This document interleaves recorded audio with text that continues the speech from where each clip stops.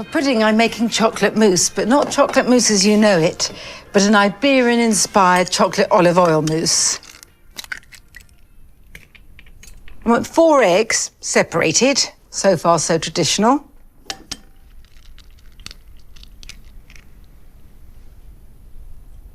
And I want the eggs at room temperature. Well, I nearly always do. And the last one.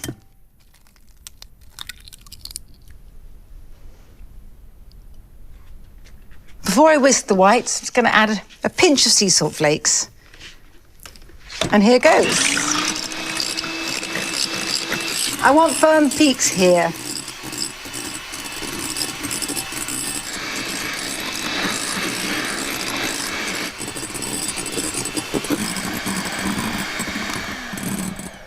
Let's see. Yes, perfect. And before I whisk the yolks, I want some sugar, just 50 grams. It's caster sugar.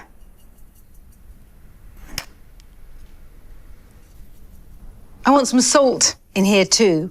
I suppose were I to measure, I'd say 1/4 teaspoon of sea salt flakes. And it doesn't make it taste salty, it just brings balance. Somehow you taste the chocolate all the more. I want to whisk the yolks until they're thickened and about doubled in volume.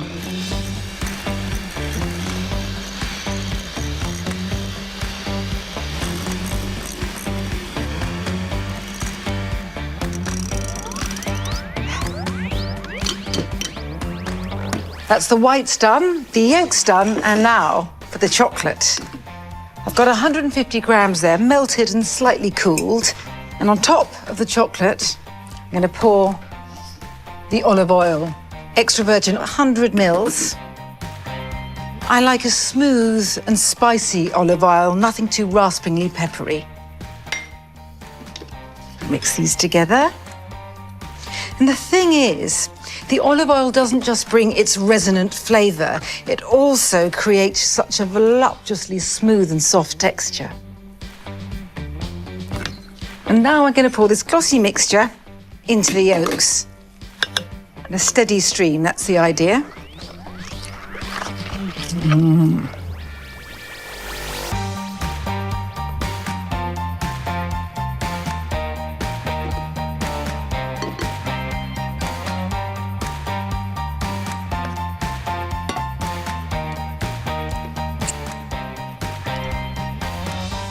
This is really good bitter chocolate, 70%.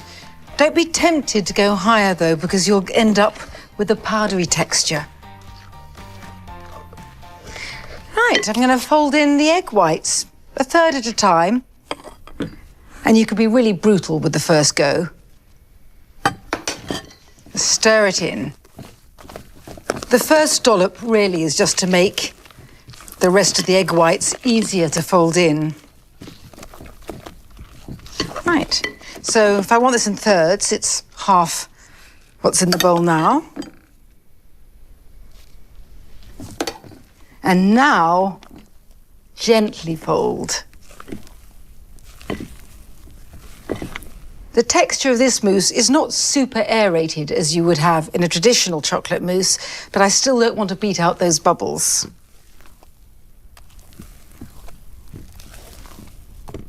And the last bit.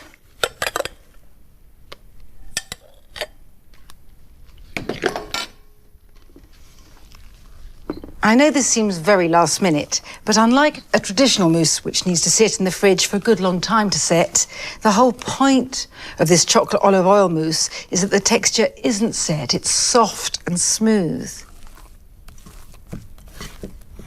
So my chocolate mousse is made, but now for the difficult part.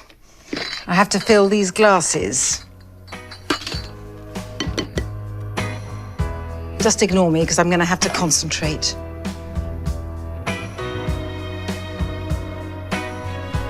They're pretty small, these glasses. But believe me, and you know you can, you don't need anything bigger. This is fabulously rich.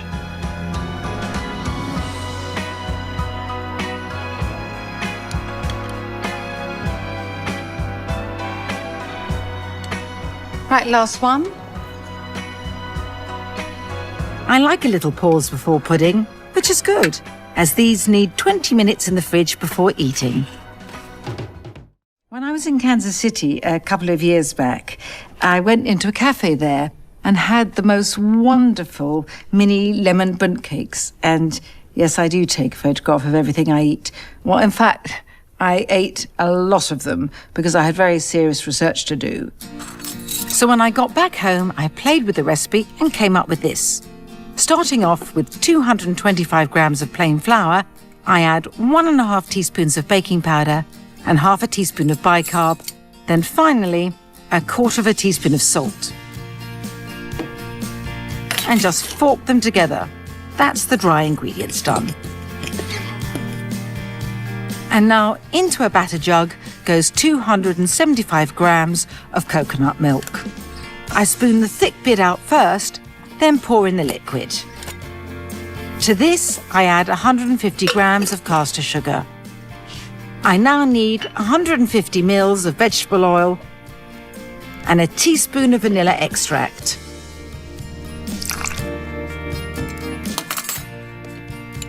I finally grate in the fragrant zest of 2 lemons.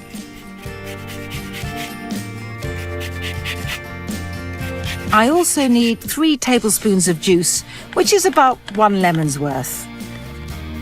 Then I just stir to mix.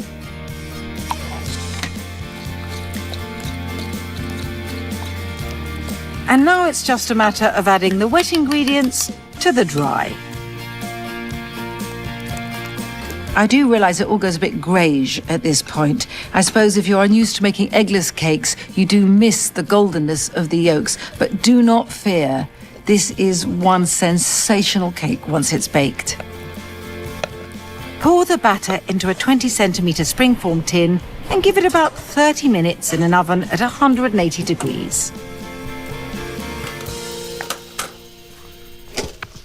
The cake is baked and it can sit here calmly while I, equally serenely, get on with my blueberry compote. I've got 150 grams of blueberries and I want a tablespoon of caster sugar.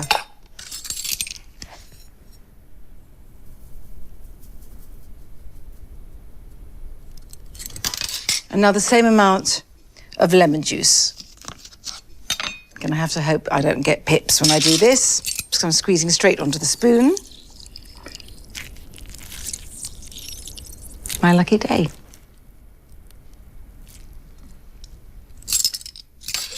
Finally into the pan before it goes on the heat, 50 ml of cold water. Let's give it a bit of a swirl to let the sugar dissolve.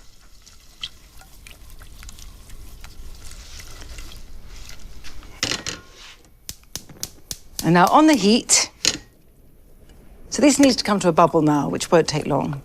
And these garnet glossy juices need to be thickened. And for that, I need some corn flour, a small amount, just 1.5 teaspoons.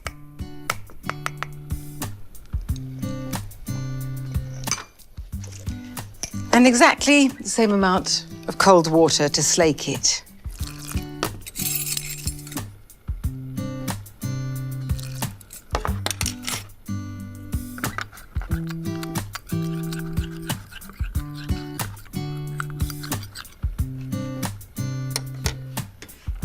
The blueberries have started to soften now, so I don't need to cook them any further.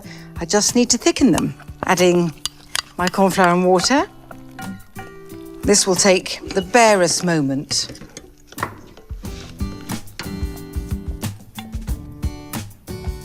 And just like that, my beaded berry glaze is ready. Look at this, the colour of 1940s nail varnish and just as glossy. I'll leave this to cool and thicken and top the cake with it just at the very last moment. So, unclip the cake and turn it out here. And now, the unveiling. Before the compote goes on the cake, I'm going to slather it with this coconut milk yogurt. I've got 250 grams here. Such a cooling balm after the peppiness of the salsa spike curry. I need to add a couple of things. First, some vanilla, just a teaspoon. Stir that in quickly. Not too quickly. I love this. And then some icing sugar. I've got 2½ teaspoons here. I'll push it through the tea strainer. Don't want any lumps.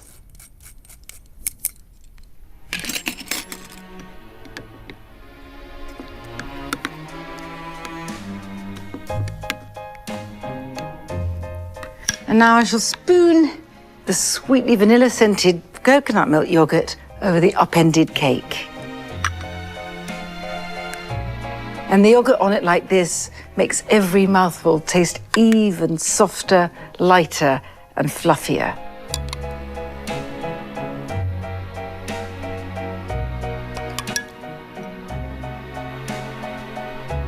If any yogurt starts to creep down the side of the cake, don't worry about it. I mean, I think it looks rather charming.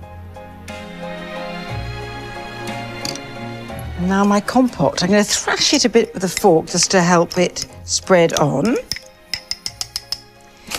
And then with this incredibly white yogurt serving as a frame, I'm going to dollop this in the middle. It's all looking a bit 1970s, but I rather like that.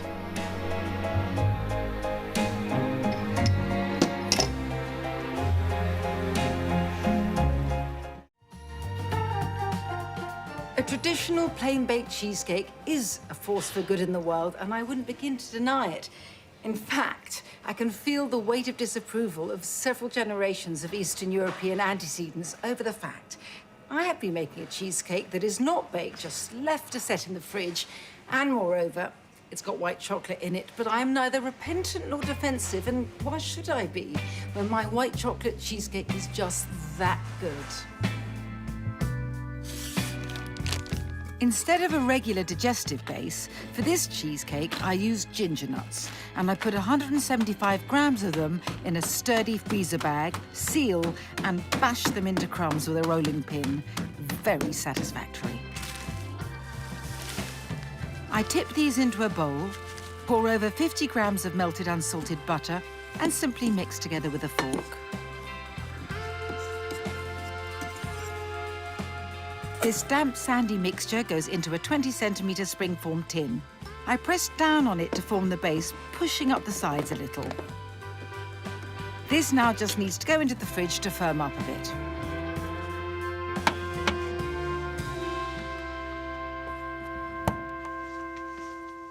So the base is done, and I'm going to get on with the filling, which starts with some cream cheese. I am going to be quite strict about this, which is the cream cheese must be full fat and it must be at room temperature. If you disobey on either count, you just won't get the requisite tongue-kissingly smooth texture. And that would be too much of a disappointment for any of us to bear. Now, I've got 200 grams of white chocolate that I've melted, and I just let it stand a bit so that it's cooler, but you can see it's still liquid. And this is white chocolate made for cooking with because it melts more easily. You can see it's flecked with vanilla. I'm going to give a gentle fold.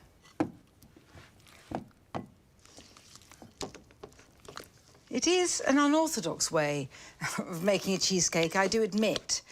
But I really think it's one of the best cheesecakes I've ever eaten. And all white chocolate haters are equally smitten. It really is as easy as 1, 2, 3, with 1 being the cream cheese, 2 being the white chocolate, and 3 being double cream. 300 mils of it, lightly whipped. I want it thickened, but not holding its shape.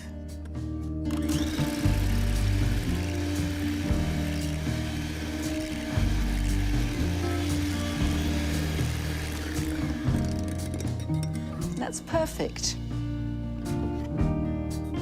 In it goes.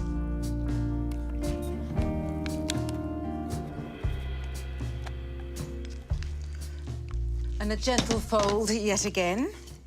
Nothing very strenuous here. Now, I could stop there, but I won't. There's vanilla in the white chocolate as it is, but it's been blanketed somewhat by the double cream, so I'm going to add a little more, just a teaspoon.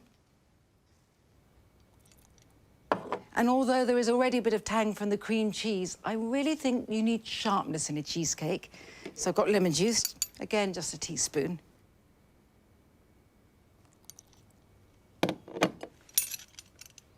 And then the last bit of folding.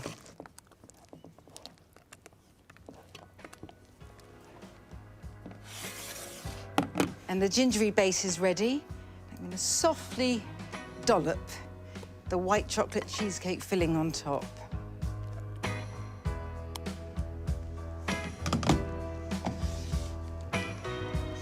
Just trying to smooth the top. And that's about as smooth as someone as clumsy and as impatient as me is going to get it. So this needs to set in the fridge.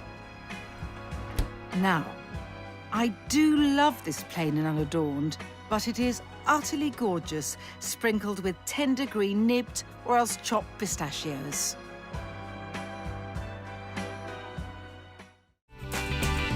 There is more to overripe bananas than banana bread. And these specimens are destined for my chocolate tahini pudding cake to be eaten warm and squidgy and dolloped with cream. Now, they really are on their last legs. Excellent.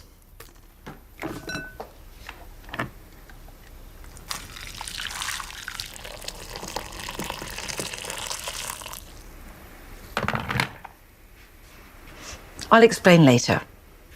Right, so these bananas need mashing.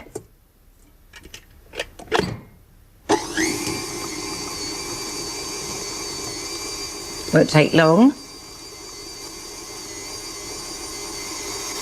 Right, so they're ready for some oil, 60 mils. This is vegetable oil. In it goes, followed swiftly by 50 grams of tahini, which very conveniently fits into this little American quarter cup measure and won't stick because of the oil. And what tahini brings is not just that sublime sesame smokiness, but also a luscious texture. Also using this little measure, 50 grams of full-fat Greek yogurt. And I need a teaspoon of vanilla. Now sugars, 50 grams of caster sugar and 50 grams too of soft dark brown sugar with all its gorgeous treacliness. 1 large egg and beat till smooth. So now I'm going to get my dry ingredients organised. Chiefly, of course, flour, but not a great deal. I need 60 grams of flour. This is plain flour, but you can use gluten-free as well. Half a teaspoon of bicarb.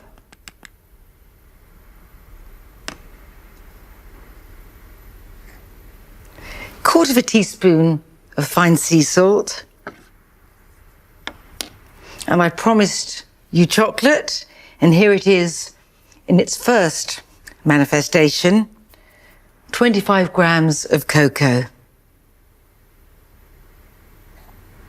Just want to fork everything together before I add the contents of this bowl to this beautiful buff-coloured batter, which will, of course, suddenly become a wonderful, deep, reddy brown.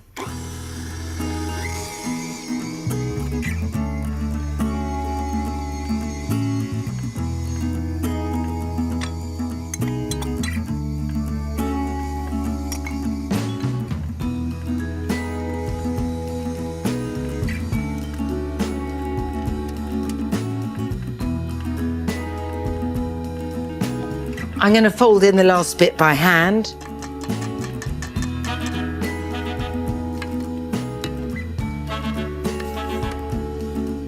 And I have more chocolate to add in the form of 100 grams of dark chocolate chips.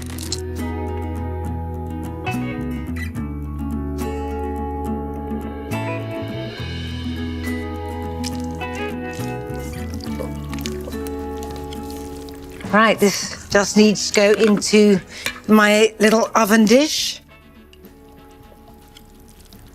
And by the time this has had 40 minutes in a moderate oven, by which I mean 180 Celsius or 160 if you've got the fan on, it'll be set on top, sumptuously tender underneath, and with a warm molten centre.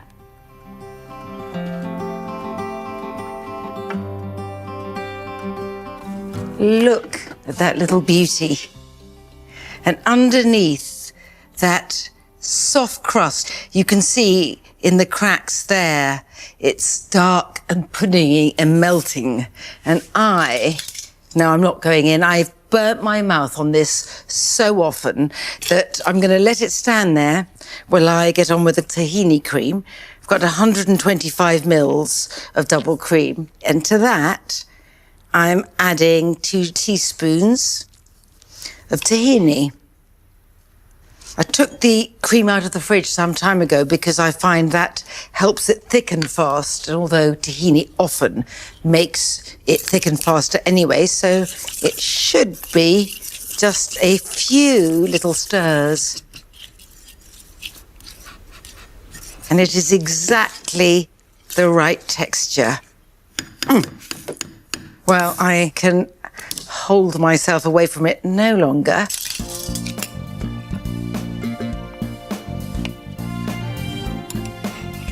Oh, yeah.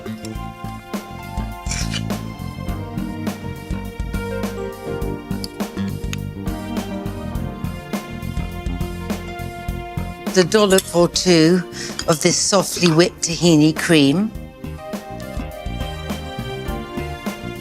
And a real treat, date molasses, like sticky toffee pudding in a bottle. So gorgeous. This needs to be eaten in calm and appreciative silence.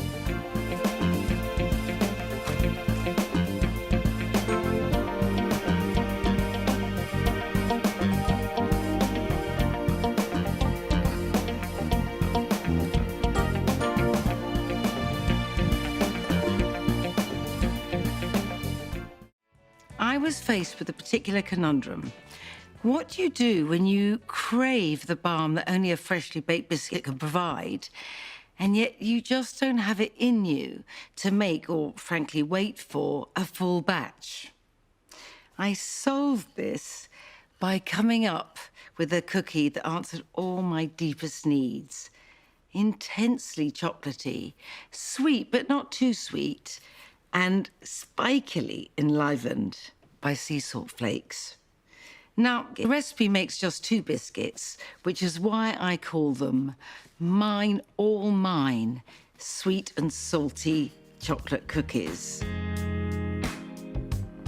Now, I start by mixing the dry ingredients together in a little bowl. And they are 50 grams of plain flour, 10 grams of cocoa, followed by 1/8 of a teaspoon each of baking powder, bicarbonate of soda, and fine sea salt. These just need to be mixed together.